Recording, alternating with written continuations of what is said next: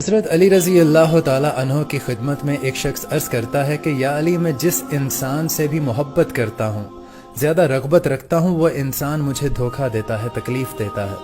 آپ مجھے کچھ ایسا بتائیے کہ مجھے پتہ چل جائے کہ فلاں شخص میرے ساتھ آنے والے وقت میں وفادار رہے گا، مجھے اس سے کوئی تکلیف نہیں ہوگی۔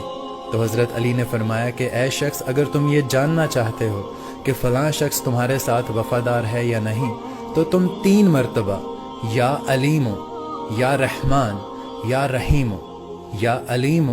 یا رحمان، یا رحیم پڑھ کر اس شخص کی آنکھوں میں دیکھنا۔ اگر وہ شخص بے چینی کا شکار ہوتا ہے، تم سے نظریں چرانے لگتا ہے، تو سمجھ جانا یہ آنے والے وقت میں تمہیں دھوکہ دے گا۔ اور اگر وہ شخص ٹھیک ویسے ہی بات کر رہا ہے جیسے تم سے کر رہا ہے، تو سمجھ جانا یہ شخص تمہارے ساتھ وفادار رہے گا۔ رسول اللہ صلی اللہ علیہ وآلہ وسلم نے فرمایا، اے لوگو، سلام پھیلاؤ، کھانا کھلاؤ، رشتہ داریاں جوڑو، رات میں نماز پڑھو جبکہ لوگ سو رہے ہو، اس طرح جنت میں